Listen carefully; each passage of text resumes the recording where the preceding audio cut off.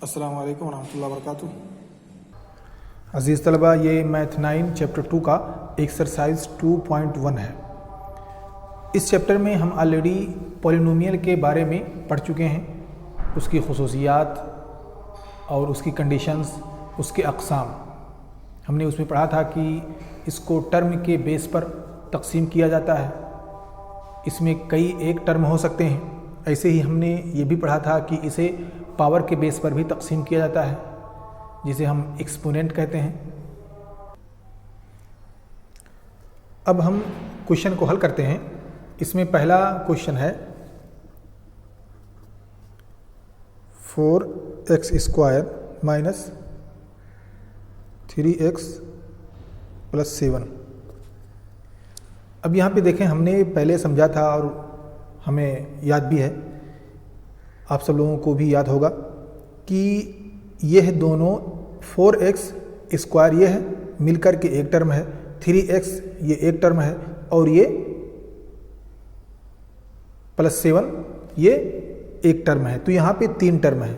अब यहाँ पे देखें, इसका जो स्क्वायर है, इस x का जो पावर है वो 2 है और ये 3x का जो पावर है वो 1 है और 7 का जो यहाँ पे गोया कि x पावर 0 ये मुस्ततिर है। तो यहाँ पे सबका पावर नॉन निगेटिव है, यानी नॉन निगेटिव इंटीजर यानी होल नंबर है।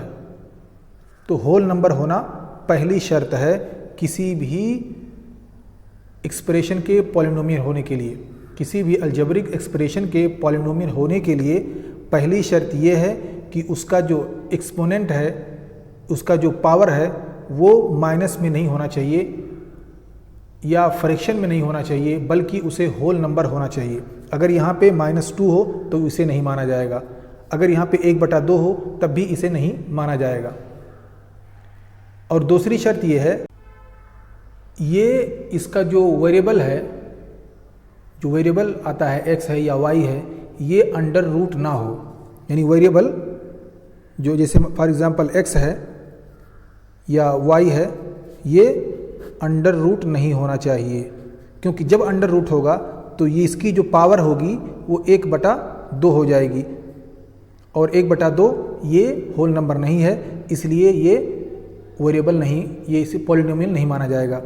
और तीसरी कंडीशन इसकी ये है कि फ्रैक्शन में, जैसे मिसाल के तौर पर 1/2 है, ये फ्रैक्शन है, लेकिन मान लीजिए 1/x इस तरह नहीं होना चाहिए, क्योंकि जब इस तरह का इसका जो वेरिएबल है वो डिनोमिनेटर में रहेगा, तो ये जब हम इसको ऊपर ले जाएंगे, यानी जब हम उसको दूसरी साइड में ले जाएंगे, तो ये जो है इसका पावर ये माइनस में हो जाएगा, तो यहाँ पे -1 हो जाएगा। तो ये -1 इसका पावर होने की वजह से ये फिर पॉलिनोमियल नहीं रह पाएगा, क्योंकि पॉलिनोमियल होने के लिए ज़रूरी है कि इसका जो पावर है वो हमेशा नॉन निगेटिव इंटीजर यानी होल नंबर होना चाहिए। तो इस एग्जाम्पल में हम देखते हैं कि या यह तीनों कंडीशन फुलफिल हो रहे हैं या नहीं। उसके बाद अगर हमको पता चल जाए कि ये पॉलिनोमियल है, तो फिर हमको ये ढूंढना होगा कि इसमें एक वेरिएबल है या एक से ज़्यादा। ठीक है, तो यहाँ पे देखिए, इसका जो पावर है वो माइनस में नहीं है, इसलिए ये पॉलिनोमियल है, प्लस ये 1 वेरिएबल में है, क्योंकि यहाँ पे x है, यहाँ पे x है। अगर ये y होता, इसमें से कोई एक, तो ये 2 वेरिएबल हो जाता। तो इसका मतलब ये हुआ कि यहाँ पे ये पॉलिनोमियल है प्लस 1 वेरिएबल है। अब दूसरा एग्जाम्पल है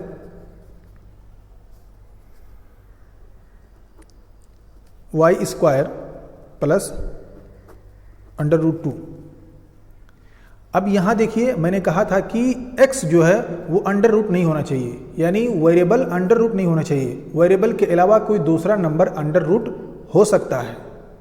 तो यहाँ पे देखिए, यहाँ पे स्क्वायर जो है इसका y का वो प्लस में है, प्लस यहाँ पे जो अंडर रूट है ये वेरिएबल नहीं है, बल्कि ये एक फिक्स नंबर है, कांस्टेंट नंबर है, इसलिए ये भी 1 वेरिएबल y की वजह से और पॉलिनोमियल है।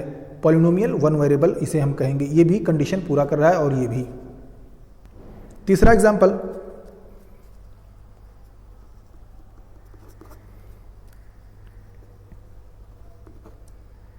Three under root one under root T plus T under root to.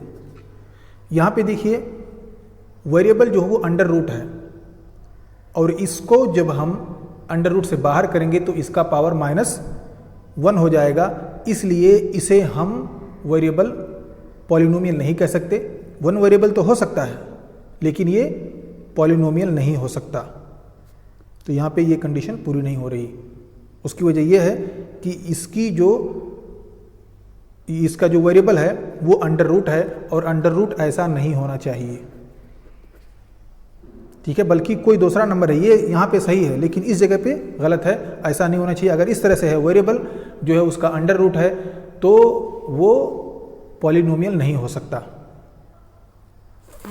अब आते हैं चौथे एग्जाम्पल पे।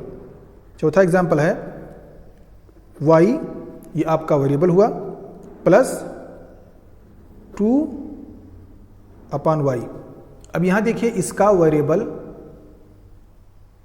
इसका वेरिएबल डिनोमिनेटर में है और डिनोमिनेटर में वेरिएबल होने की वजह से इसका जो पावर है वो माइनस में हो जाएगा, इसलिए इसका जो पावर होगा वो 1/2 होगा। यहाँ पे जब हम इसे अंडर रूट से बाहर निकालेंगे तो इसका हो जाएगा 1/2, लेकिन यहाँ पे माइनस हो जाएगा। अगर हम इसे बाहर लाएंगे तो इसका हो जाएगा -1। अब -1 ये जो है पहली ही कंडीशन को ये फुलफिल नहीं कर रहा है, यानी जो इसका एक्सपोनेंट है वो होल नंबर नहीं बल्कि ये माइनस इंटेजर आ रहा है, नेगेटिव इंटेजर, इसलिए इसकी भी कंडीशन फुलफिल नहीं हो रही है। ये भी पॉलिनोमियल नहीं है। वन वेरिएबल तो है लेकिन पॉलिनोमियल नहीं है।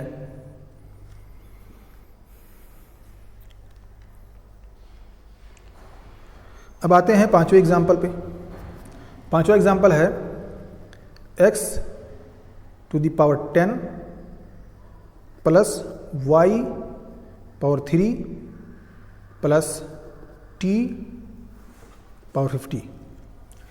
अब यहाँ पे देखिए जितने भी इसके एक्सपोनेंट हैं सब के सब प्लस में हैं। दूसरी कंडीशन, इनमें से कोई भी नंबर, कोई भी वेरिएबल अंडर रूट नहीं है, ये भी कंडीशन पूरी है। तीसरा ये कि इनमें से कोई भी